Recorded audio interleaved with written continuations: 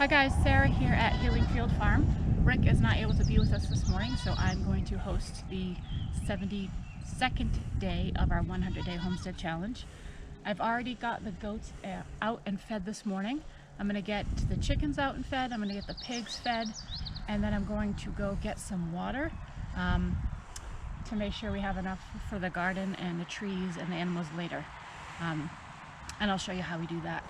I'm also going to talk to you a little bit about what I'm going to do today, and then we will go from there.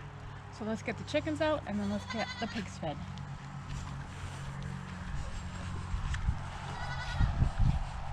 Hello, baby.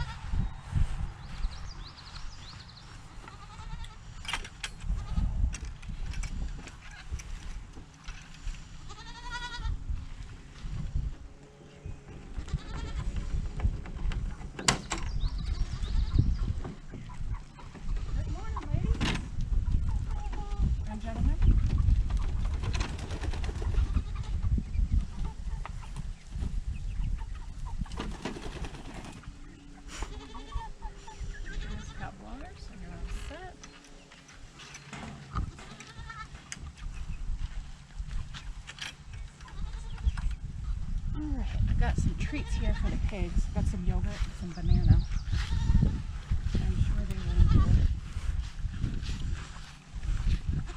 I also put Mr. Skyhopper out already.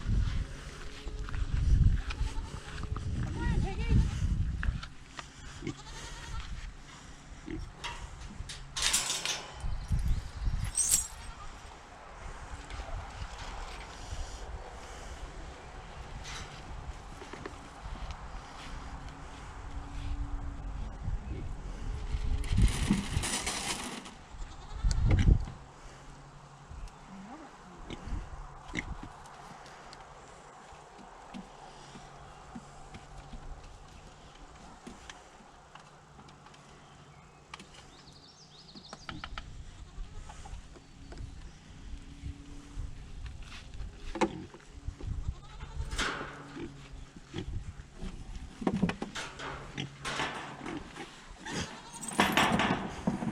Jump right in there.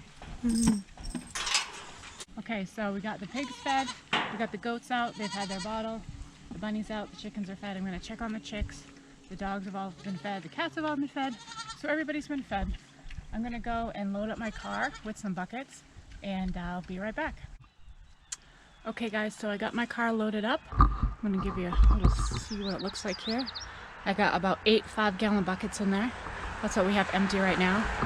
So I'm going to go ahead and take these down to the lake and I'm going to fill them up one by one. Then I'm going to bring them back up here and put them into the containers that we have scattered throughout the yard. So I'll be back.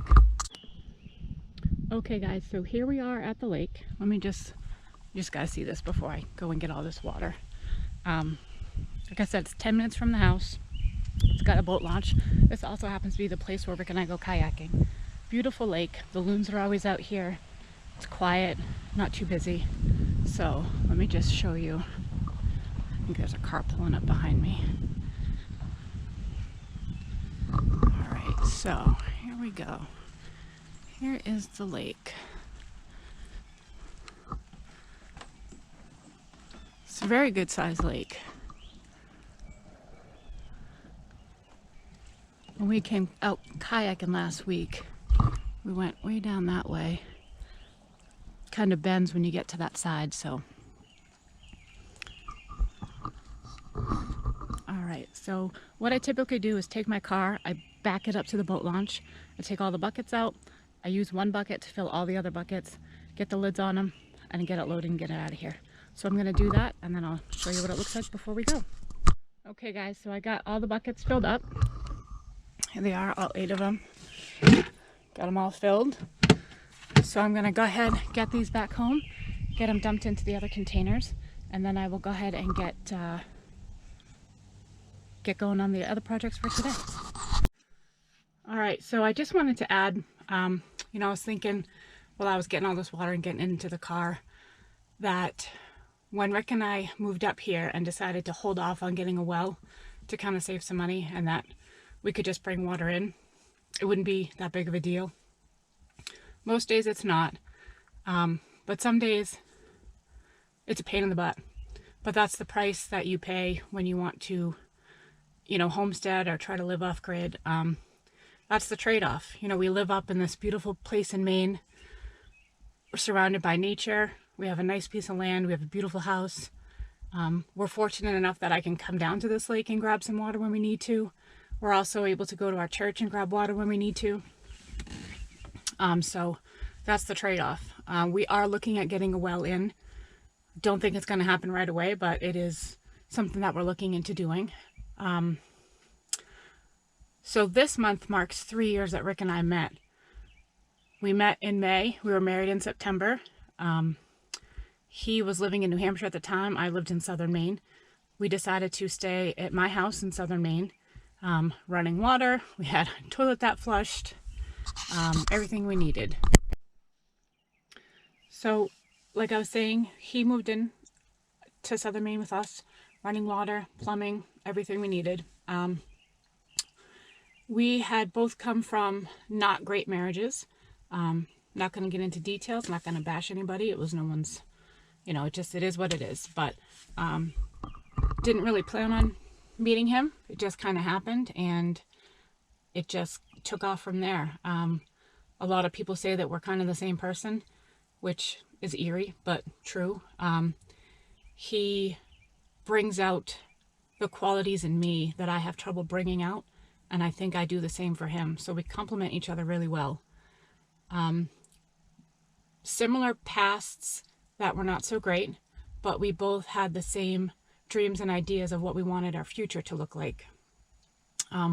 He had been in retail for 20-something years, retail, sales, management, all that. Enjoyed it for a while, but it's a stressful job. I know he mentioned that I do homeless outreach right now. I started my career path doing brain injury and one-on-one care, and then went to school for case management. So I have been a case manager for mental health and substance abuse for about 12 years now. When we relocated up here, I decided to kind of take that in a different direction, and I do homeless outreach now. So I'm a path navigator. Just a little bit of what that means is my team and I go out onto the streets in Penobscot County and connect with people who are living in encampments or staying in their car or staying on the street or living, under the bridge, because I've seen it all. So I connect with those people and I offer them help. We bring them food, we bring them water, sleeping bags, tents, anything that they need to be safe, to be comfortable, to have their basic needs met. And I also help get them housing vouchers. I help to find them apartments so that we can get them off the street. Sometimes it works out really well, and sometimes people have lived on the street for so long that they don't adjust well to apartment life or kind of that, socialization and being around those people like that. So it's a struggle, but so that's what I do right now. So our plans for the future, we both wanted to be debt-free. We both wanted kind of a more simple, not the hustle and bustle of a 9-to-5 life like we've both been living. And we wanted to be able to not rely on the stores for our food. We wanted to be able to grow our own food, fruits, vegetables, meat, dairy, anything that we needed, we wanted to be able to supply ourselves. So that's what we're doing. And sometimes that means that we need to load up my car with all these buckets and come get some water. And that's fine, because that's the trade-off. And it's not always going to be like that. So I think that's the comfort. Part of our idea around the homesteading is to not only help ourselves, but to be able to help our community. I do homeless outreach because I care about people, because I want them to have at least their basic needs met. And I know that food shortages is real. I see it every day. I see people who don't have food to eat or can't feed their kids. So to grow all this food ourselves, there's only 3 of us. I have kids that come and go, but there's 3 of us at home. So we are growing enough food for far more than 3 people. in the hopes that we can provide people in the community with the things that they need, whether they can pay for it or not. It shouldn't be you can't pay for it so you don't get it. It should be we have an abundance, so let me pass that abundance on to you. And that's just how Rick and I feel. We want to serve, we want to help people, and for us, this was the best way to do it. You know, I've been on mission trips and I've seen other countries, and I've seen some things. You know, being in mental health and substance abuse, I've been in the thick of it, and I've been rock bottom with people, and it's hard. You know, I've struggled myself. You know, there was a point where I was a single mom with 3 kids, and we were staying on someone's couch because stuff happens, and I could have either stayed in that mindset of this is just how life is going to be, or I could make changes. So I made changes, and with the help of my family, I was able to go to school and get a new job and buy a new car and get an apartment and get us out of the situation we were in. And it was hard. I went to school in Portland. I was living in Sanford. I didn't have a vehicle, so I was taking a bus from Sanford to Biddeford, then Biddeford to Portland, then Portland to South Portland. I left my house at 6 in the morning. I got home at 7 at night, and I was in class for 4 hours a day, but gone for 13 hours a day. But that's what you do. You know, if you don't like the situation that you're in, you make changes, and I did. I made changes, and I got us out of that mess, and we moved forward. And I want other people to be able to look at the situation they're in and see the situation they could be in. So that's my little soapbox for right now. I'm going to get this water home and get it emptied out into the containers, and then I'll show you what I'm going to do around the house today. Okay guys, so I'm back home. So I'm going to take a couple of these buckets. I'm going to go ahead and top off the dog's water over here. And then I'm going to go down and get the bucket where the goats and the pigs are. So I'm going to get that done right now. And then for today, first my plan is to finish cleaning up the orchard in the front. So I started mowing it on Thursday, and then I ran out of gas. So I got, excuse me, I have it all cut down where the trees are. I'm going to go ahead and do some weed whacking up here and get around that big apple tree cleared up. And that's what I'm going to do up here for today. And then down where he put the fire pit in, with all the rocks and the wood chips, there is a lot of weeds coming in. We're being taken over. So I'm going to go ahead and get in there and try to get that cleaned up today. And let me just show you. We're being taken over by green in here. So I'm going to get that cleaned up. And then last but not least, I'm going to show you we have some blueberry bushes we put in last year. We weren't sure if they were going to make it or not. They did bear fruit last year, which my neighbors enjoyed quite a bit, as well as the deer. But they are starting to bud, so I'm going to go and get all around them cleaned up and get the grass cut down there. So I'm going to go ahead and get all these things started, and then I'll show you my progress later today. All right. Okay guys, so I had to change my plans a little bit today. We had rain off and on all morning, so it made it a little difficult to cut the grass. And then my daughter is staying with us for a little while, and she's working overnight, so she is sleeping right next to where our orchard is, and I didn't think she'd appreciate me mowing while she was trying to sleep. She doesn't have to go back to work tonight, so that I didn't get done. However, it occurred to me that the dump was open this weekend. Now, we have lived here since October, and the dump has never been open.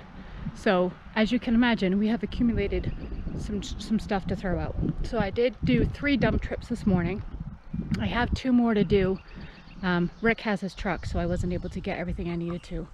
But I did get 3 done, which I was super excited about. Like I said, they haven't been open the whole time we've been here. And as it turns out, they're only open 1 weekend a month between the months of May and October. And that's it. It's not like daily hours. It's 1 weekend a month, the 3rd weekend of the month from May to October. So take advantage of that when you can. I did get to clean the blueberry bushes out. I'll show you that. So I got them all cleared out around them. Still gotta come in here and do a little stuff by hand, but they are all cleaned out and got this area nice and mowed. I went into the barnyard area and did some mowing. I know once the goats get older, they can go in and mow that down themselves, but in the meantime, it was getting pretty long. So I did come in and get some of this cut and gave the chickens some of the greens that I picked. They seem to enjoy that. The babies are yelling at me right now because it's almost time for their bottle. Oh, babies! So as you can see, I did do a little cutting in here, just kind of bring it down a little bit. And that's about all for today. I'm going to probably get to that orchard later tonight when my daughter leaves for work. And then tomorrow I will focus on getting the area near the fire pit all weeded out. And I'm still so sweaty from mowing. So that's it for day 72 of the 100-day homesteading challenge. Hope that you all have a great day. And if you haven't yet, please like and subscribe below. Thanks, guys.